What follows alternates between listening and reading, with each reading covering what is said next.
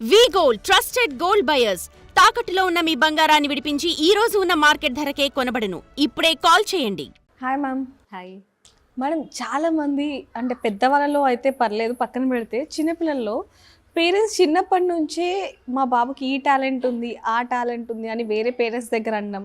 వాళ్ళేమో వెంటనే వాళ్ళ పిల్లల దగ్గరికి వెళ్ళి వాళ్ళ పక్క వాళ్ళ దాంట్లో ఆ టాలెంట్ ఉంది, నీకేంటి అని చెప్పి ఆ క్వశ్చన్ వేయటం ఇవన్నీ చూస్తూ ఉంటాం. అసలు ఏ ఏజ్ వరకు టాలెంట్ అనేది ఉండాలి అంటారు? అసలు అంటే ఏం తెలియని పిల్లలకు కూడా వెళ్ళి నీకు టాలెంట్ లేదు, చదవట్లేదు, అటు సైడు ఎక్స్ట్రా యాక్టివిటీస్ లేవు, అసలు నీకు టాలెంటే లేదు అని చెప్పి అనడం ఎంతవరకు పాసిబుల్ అంటారు? అది అసలు టాలెంట్ అనేది కొంతమందిలోనే ఉంటుంది, ఈ రకంగానే ఉంటుంది అనేది మనం డిఫైన్ చేయలేం. ప్రతి ఒక్కళ్ళకి టాలెంట్ అనేది ఉంటుంది. కొంతమందికి పుట్టుకతో ఉంటే, కొంతమందికి వాళ్ళు పెరిగే ప్రాసెస్లో కొన్ని చూసి నేర్చుకుంటూ ఉంటారు. అంతే తప్ప వీళ్ళకే ఉంటుంది, స్పెసిఫిక్గా ఇలాంటి వాళ్ళకే ఉంటుంది అని ఏం లేదు. టాలెంట్ అనేది ఫస్ట్ ఆఫ్ ఆల్ మనం ఐడెంటిఫై చేయడంలో ఉంటుంది. కొంతమంది బాగా మాట్లాడతారు. ఫర్ ఎగ్జాంపుల్, నీ స్కిల్ ఏంటి అని అడిగితే నువ్వేం చెప్తావు? రిపోర్టింగ్ అని చెప్తావు, రైట్? అలాగా కొంతమంది బాగా మాట్లాడతారు, కొంతమంది బాగా కుక్ చేస్తారు, కొంతమంది పాటలు బాగా పాడతారు. ఇవన్నీ టాలెంట్సే. అంతే తప్ప మనకున్న టాలెంట్తో డబ్బు సంపాదిస్తే మాత్రమే మనకి యూనిక్నెస్ ఉంది అని కాదు. అంటే డబ్బు పెట్టి కొనుక్కునేది కాదు టాలెంట్, మనలోనే ఉంటుంది. దాన్ని మనం ఎలా యూస్ చేసుకుంటున్నాము అనేది మ్యాటర్.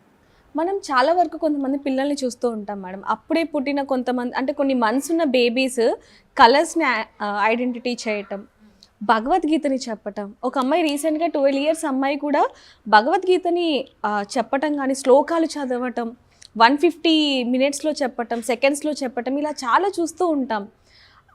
అమ్మాయిని చూసిన తర్వాత పేరెంట్స్ వాళ్ళ ఇంటికి వెళ్ళాక వాళ్ళ పిల్లల్ని కొంచెం ఇబ్బంది పెట్టడం, అదిగో ఆ అమ్మాయి చదువులో ఫస్ట్ లేకపోతే భగవద్గీత డ్యాన్స్లో ఇలా ఉంది, మరి నువ్వేంటి అని చెప్పి పిల్లల మీద కొంచెం ప్రెజర్ పెట్టడం, అది పిల్లల మీద ఎలాంటి ప్రభావితం చూపిస్తుంది? డెఫినెట్గా ప్రెషర్ కనబడుతుంది. అండ్ అక్కడ కంపారిజన్ అనేది ఎక్కువ డామినేట్ చేస్తుంది.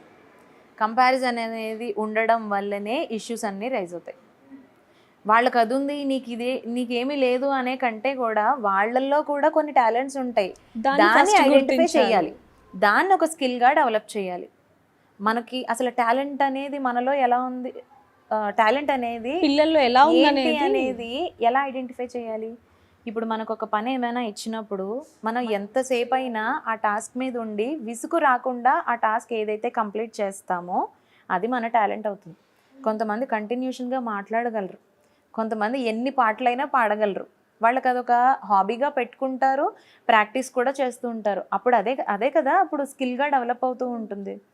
అండ్ ఇక్కడ నీకు ఇంకొక డౌట్ రావాలి, మరి అందరికీ ఉంటుంది అంటున్నారు, కొంతమంది ఇంటెలెక్చువల్లీ డిజేబుల్డ్ పీపుల్ ఉంటారు, మరి వాళ్ళ సంగతి ఏంటి? వాళ్ళకు కూడా టాలెంట్స్ ఉంటాయా అని ఒక క్వశ్చన్ రావచ్చు. ఖచ్చితంగా ఉంటాయనే చెప్తాను. దీనికి గ్రేట్ ఎగ్జాంపుల్ రీసెంట్గా రిలీజ్ అయిన సితారే జమీన్ పర్ మూవీ. అందులో హీరోకి కొంతమందిని ఇచ్చి వీళ్ళని బాస్కెట్బాల్ టీమ్గా రెడీ చేయని చెప్తారు. వాళ్ళల్లో కొంతమంది లాంగ్వేజ్ డిజార్డర్స్ ఉన్న వాళ్ళు ఉంటారు, కొంతమంది ఆటిజం ఉన్న వాళ్ళు ఉంటారు, కొంతమందికి స్టామరింగ్ ఉంటుంది. ఇలా ఒక్కొక్కళ్ళకి ఒక్కొక్క డిజబిలిటీ అనేది ఉంటుంది వాళ్ళల్లో. వాళ్ళని చూసి కంగారు పడిపోతాడు హీరో, ఈ కోచ్ ఎవరైతే ఉన్నారో ఆ హీరో. నేను ఎలా తయారు చేయాలి, అసలు వీళ్ళు ఎందుకు పనికిరారు అనే యాటిట్యూడ్తో ఉంటాడు స్టార్టింగ్లో. వీళ్ళకి కోచింగ్ ఇవ్వడము, వీళ్ళని ఒక టీం లాగా తయారు చేయడం హైలీ ఇంపాసిబుల్ అనుకుని గివప్ ఇచ్చేసే పరిస్థితికి వచ్చేస్తారు.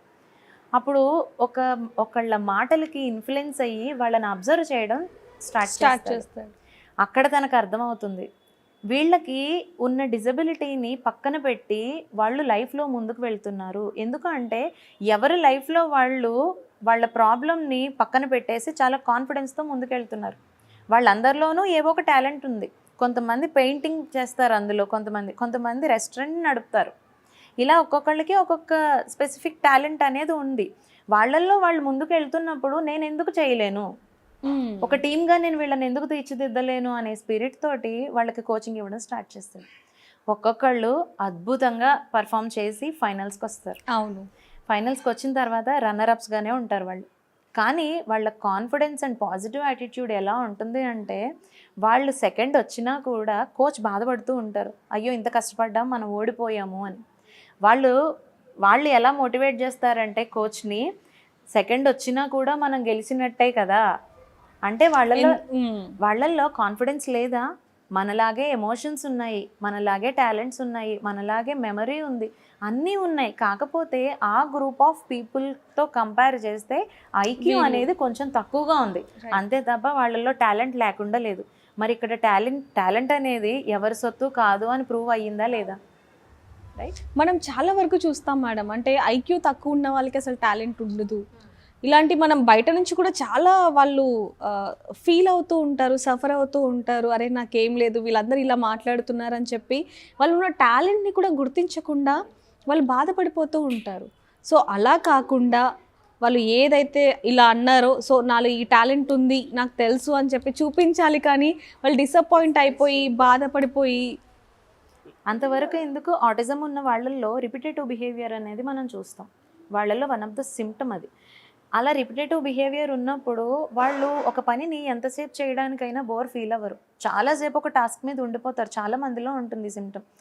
అప్పుడు ఒక పనిని వాళ్ళకి నేర్పించి దాన్ని వాళ్ళ స్కిల్ కింద డెవలప్ చేసిన వాళ్ళు, అలా గ్రోత్ చూసిన వాళ్ళు ఎంతోమంది ఉన్నారు.